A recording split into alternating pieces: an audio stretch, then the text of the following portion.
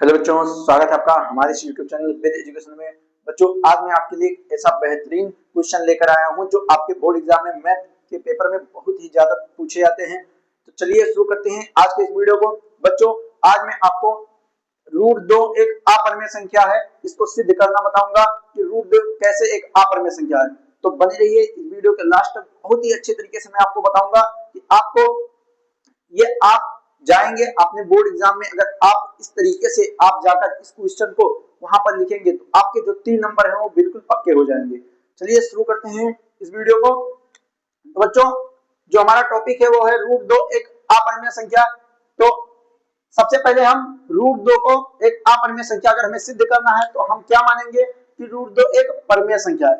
सबसे पहले हम ये मानेंगे कि रूट दो एक परिमेय संख्या, पहले हमको ये मानना पड़ेगा। तो माना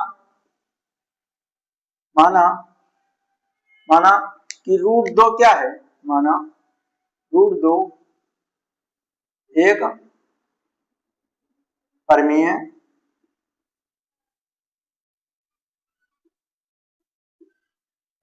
संख्या। पहले बच्चों हम ये मान लेंगे कि रूट दो एक परिमेय संख्या है। अब बच्चों आप जानते हैं कि परिमेय संख्या है तो परिमेय संख्या की परिभाषा क्या है। तो परिमेय संख्या की परिभाषा कि जिसको हम a बटा b के रूप में लिख सके, ऐसी संख्या जिसको हम a बटा b के रूप में लिख सके। जैसे कि 2/3। अब ये क्या है, इसको हम a बटा b के रूप में लिख लिए। a बटा b की a की जगह पर 2 है, b की जगह पर 3 है, जिसको हम a बटा b के रूप में लिख सकें उसे हम क्या कहते हैं बच्चों, परिमेय संख्या कहते हैं। तो यहाँ पर भी हम क्या करेंगे, अगर हमने माना है कि रूट दो एक परिमेय संख्या, तो सबसे पहले हम इसको परिमेय संख्या के रूप में लिखेंगे। तो रूट दो बराबर के a बटे b, इसको हमने कैसे मान लिया कि यह एक परिमेय संख्या, इसलिए हमने इसको इस रूप में लिख लिया। उसके बाद में हमें बच्चों क्या करना है कि अगर हमें पता है कि रूट दो एक परिमेय संख्या, तो ये और b कौन सी संख्या है।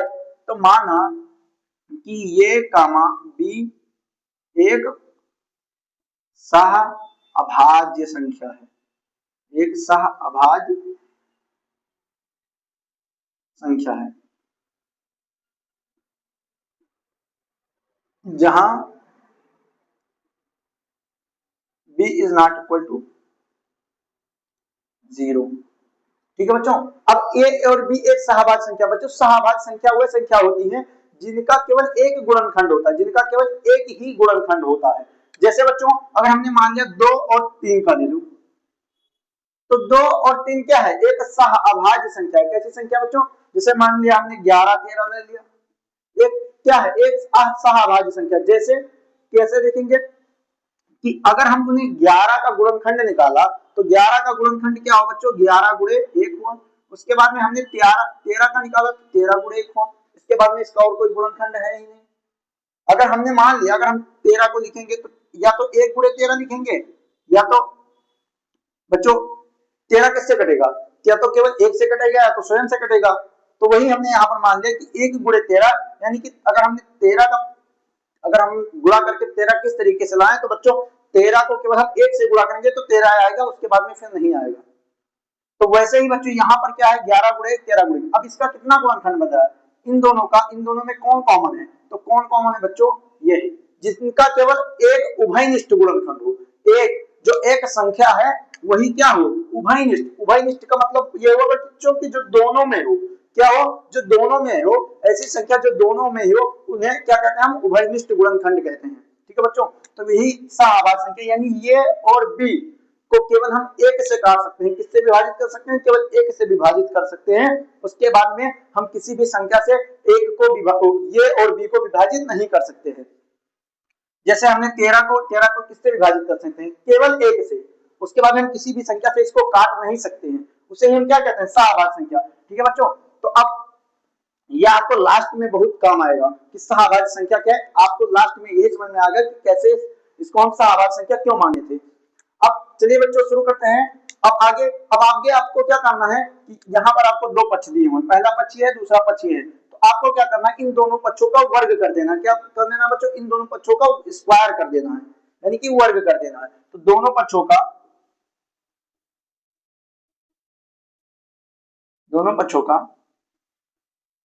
वर्ग करने पर, तो दोनों पक्षों का बच्चों अब हम वर्ग कर देंगे, तो वर्ग का मतलब हुआ कि दोनों पक्षों का हम क्या कर देंगे बच्चों, दोनों पक्षों का हम स्क्वायर कर देंगे। क्या कर देंगे बच्चों, स्क्वायर कर देंगे। अब दोनों पक्षों का हमने स्क्वायर किया, इसमें क्या करना है आपको, थोड़ा सा इधर लिखते हैं बच्चों, इधर यहाँ पर, वरना भी उधर जगह कम पड़ जाएगा।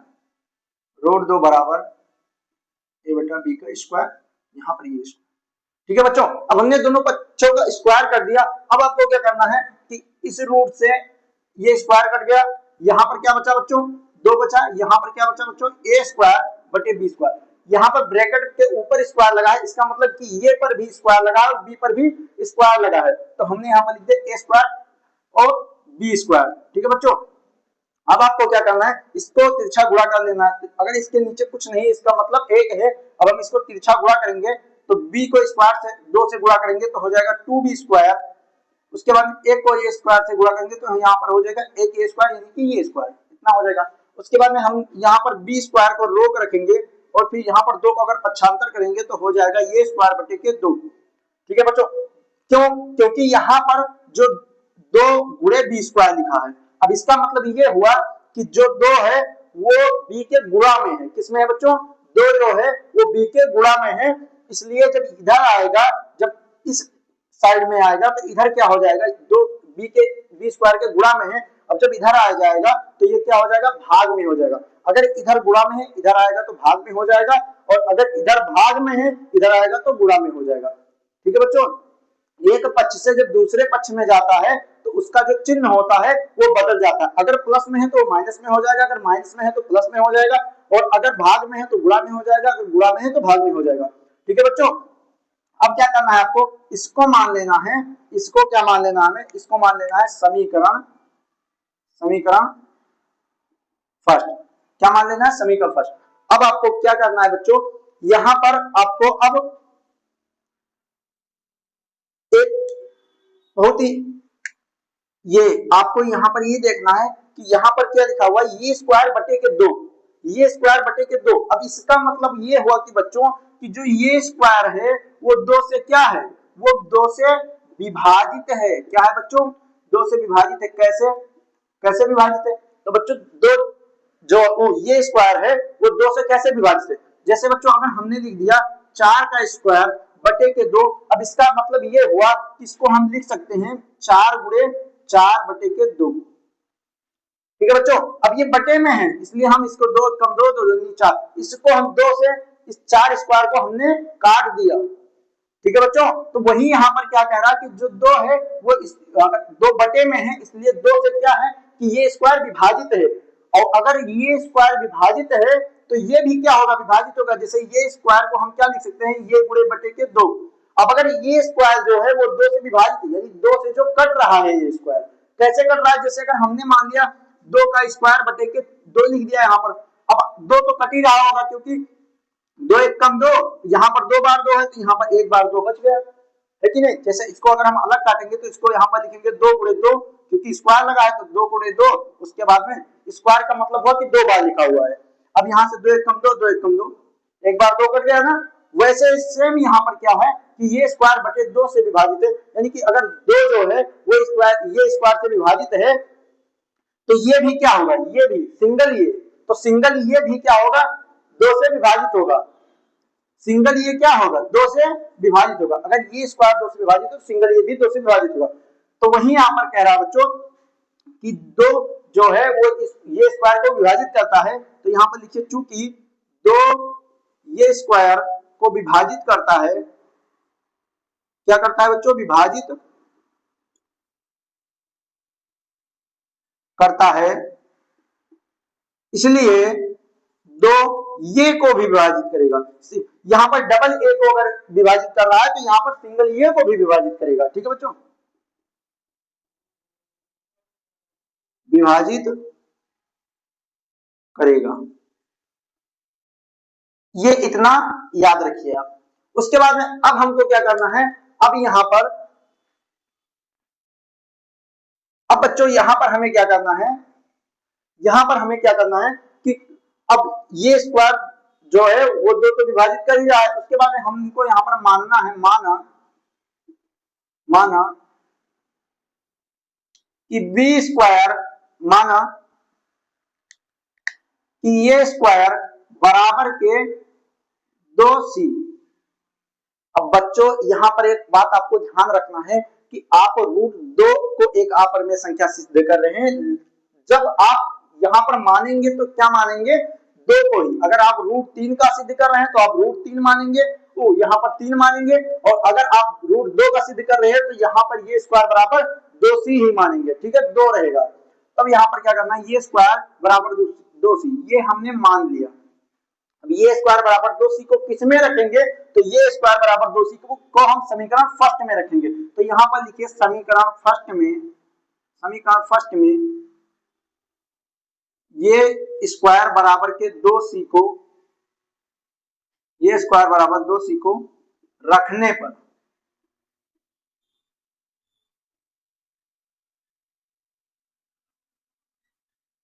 नहीं बच्चों, यहाँ पर ये स्क्वायर नहीं, अरे सॉरी, यहाँ पर ये स्क्वायर नहीं रहेगा, यहाँ पर ये बराबर 2c, ये बराबर 2c को रखने पर, ठीक है बच्चों, क्या करेंगे, ये बराबर 2c को रखने पर, कितना, केवल ये बराबर हम 2c को रखेंगे, ये बराबर 2c को रखने पर। अब हमको क्या करना है कि हम समीकरण फर्स्ट को लेंगे। तो समीकरण फर्स्ट हमारा है बी स्क्वायर बराबर के ए स्क्वायर बटे के c बटे के 2। यहाँ पर क्या है, ये स्क्वायर बटे के 2। अब हमको क्या करना है कि समीकरण फर्स्ट में ये क्या है, समीकरण फर्स्ट, अब इसमें हमें रखना क्या है, ये बराबर 2c, यानी कि ये के जगह पर हमको 2c रख देना है। तो हम यहाँ पर रखेंगे बी स्क्वायर। अब हम बी स्क्वायर, ये स्क्वायर की जगह पे हमको क्या रखना है, के स्थान पर हमको क्या रखना है, 2c रखना है और बटे के 2। अब यहाँ पर ये के ऊपर स्क्वायर लगा हुआ है, इसलिए 2c के ऊपर भी क्या लग जाएगा, स्क्वायर लग जाएगा ना बच्चों। उसके बाद में अब इसको हम हल करेंगे, तो बी स्क्वायर बराबर के 2c बटे के, अब इसको यहाँ पर अगर हम 2 बार c पर भी स्क्वायर लग गया और यहाँ पर 2 बार 2 है, स्क्वायर लगा है, इसलिए हम 2 को 2 बार गुणा करेंगे तो हो जाएगा 2 दूनी 4, ठीक है बच्चों। या यहाँ पर हम लिख सकते हैं, जैसे हमने c पर स्क्वायर लगा दिया, यहाँ पर लिख सकते हैं 2 गुणे 2।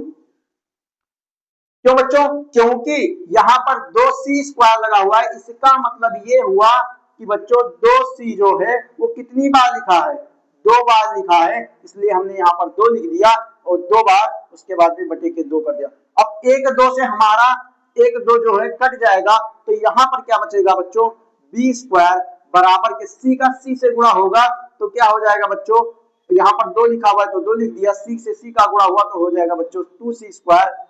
बचेगा क्या बच्चों, यहाँ पर बचेगा यहाँ पर कुछ नहीं। अब ये इतना हमारा आ गया। अब इसको हमें करना क्या है, इसको हमें करना है बच्चों कि जो बी स्क्वायर है बराबर के 2c स्क्वायर है, अब हमको क्या करना है कि बी स्क्वायर यहाँ पर, और जैसे हमने यहाँ पर पक्षांतर किया था कि 2 को हमने यहाँ पर, 2 यहाँ पर गुणा में था, यहाँ पर भाग में आ गया था, उसी तरीके से हमको क्या करना है कि यहाँ पर 2 गुणा में इधर आएगा तो वो भाग में हो जाएगा, बराबर के इधर क्या हो जाएगा, c स्क्वायर हो जाएगा। इसको हम समीकरण सेकंड मान लेंगे। अब बच्चों मेन बात जो यहाँ पर आती है, अब ही आपको ये नहीं समझ आया होगा कि बच्चों की अब यहाँ पर सिद्ध कैसे हुआ कि √2 एक अपरिमेय संख्या है। बट बच्चों आपके समीकरण फर्स्ट से और समीकरण सेकंड से आपका ये अब सिद्ध हो गया कि √2 एक अपरिमेय संख्या है। चलिए मैं आपको बताता हूं कैसे, ध्यान से समझिएगा। यहाँ पे आपने क्या बताया था, यहाँ पर आपने ये देखा था कि ये जो है और बी, ये संख्या और बी संख्या जो हमने मानी थी, ठीक है, ये और बी जो हमने एक अपरिमेय संख्या मानी थी, ये और बी एक सह अभाज्य संख्या। यहाँ पर हमने क्या कहा था कि ये और बी है जो एक सह अभाज्य संख्या है। अब हमने यहाँ पर आपको बताया था कि सह अभाज्य संख्या का अर्थ हुआ कि उसको केवल हम 1 से विभाजित करेंगे, केवल 1 से ही वो विभाजित होगा, यानी 1 से ही कटेगा, उसके बाद में और किसी भी संख्या से वो नहीं कटेगा। लेकिन आपको इस समीकरण से ये पता चल रहा है कि ये जो है वो 2 से भी यहाँ पर विभाजित हो रहा है और यहाँ पर भी जो बी है वो 2 से विभाजित हो रहा है। अब इसका अर्थ यही हुआ बच्चों कि नियम क्या कह रहा है, नियम कह रहा है कि हम केवल 1 से ही इसको विभाजित होंगे। यहाँ पर नियम कह रहा है कि केवल हम ये को और बी को केवल 1 से विभाजित होगा, उसके बाद में किसी भी संख्या से नहीं होगा। लेकिन हमने क्या सिद्ध किया, हमने सिद्ध किया कि समीकरण फर्स्ट को हम 2 से भी विभाजित कर सकते हैं और समीकरण सेकंड में हम बी को 2 से विभाजित कर सकते हैं। यानी कि हम यहाँ पर ये को भी 2 से विभाजित कर रहे हैं और दो को भी बी को भी 2 से विभाजित कर रहे हैं, लेकिन हमारा नियम कह रहा है कि केवल 1 से विभाजित होगा। यानी इनके बीच में विरोधाभास उत्पन्न हो रहा है। विरोधाभास का अर्थ हुआ कि बच्चों इनका जो माइंड है, इनका जो मन है, इनका जो तालमेल है वो नहीं खा रहा है। जैसे कि ये कह रहे हैं कि नहीं हम दाएं जाएंगे और ये कह रहे हैं कि नहीं हम बाएं जाएंगे। इसका अर्थ ये हुआ कि इनकी जो विचारधाराएं हैं वो उल्टी दिशा में बह रही हैं। किसी की राइट चल रही है तो किसी की लेफ्ट चल रही है, दोनों की जो विचारधाराएं हैं वो नहीं मिल रही हैं। इसी का अर्थ हुआ कि इनके बीच में जो विरोधाभास उत्पन्न हो रहा है, यहीं से हमारा ये सिद्ध हो रहा है कि √2 एक अपरिमेय संख्या है। ठीक है बच्चों, क्योंकि यहाँ पर ये और बी एक सहअभाज्य संख्या है। अगर यहाँ पर आपका ये निकल कर आ जाता कि 1 से यहाँ पर b² हो जाता, इसका मतलब कि b² को हम 1 से विभाजित करेंगे, यानी कि b को हम किससे विभाजित करेंगे, 1 से केवल विभाजित हो जाता। ठीक है बच्चों, तब तो इनका और इनका मिल जाता और इनका यहाँ पर भी 1 से जब विभाजित होता तो इनका मिल जाता। तो यहाँ पर क्योंकि हमने परमेय संख्या में ही ये माना है कि परमेय संख्या जो संख्याएं सहअभाज्य संख्या होती है उन्हें एक हिसाब से देखा जाए। यहाँ पर हमने मान लिया कि √2 एक परमेय संख्या है।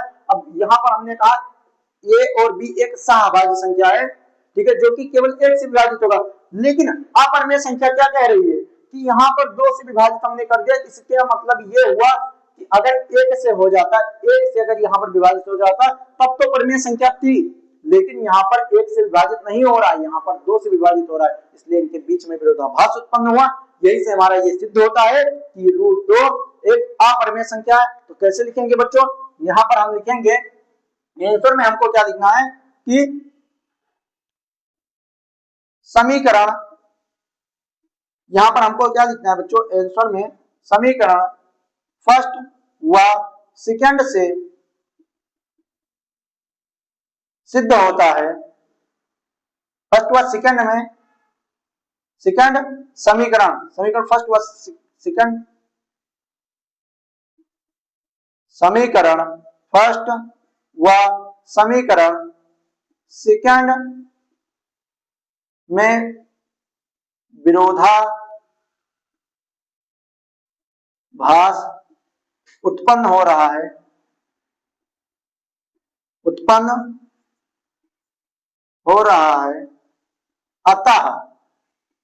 अतः √2 एक अपरिमेय संख्या है।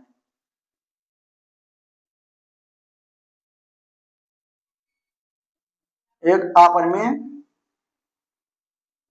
ठीक है बच्चों, अब आपको ये समझ में आ गया होगा बच्चों। अब हम अगला वीडियो आपका ये बनाएंगे कि √3 प्लस √2 जो है वो एक अपरिमेय संख्या, इसको कैसे सिद्ध करेंगे बच्चों, किससे सिद्ध करेंगे। तो अगली वीडियो के लिए आप बने रहिएगा, तब तक के लिए धन्यवाद, जय हिंद। अगर आपको हमारा वीडियो अच्छा लगा हो तो इस चैनल को सब्सक्राइब कीजिएगा, लाइक कीजिएगा और अपने दोस्तों के पास शेयर कीजिएगा, ताकि वो भी आपने बोर्ड एग्जाम के 3 नंबर पक्के कर सके। ठीक है बच्चों, तो मिलते हैं अगली वीडियो में, तब तक के लिए धन्यवाद।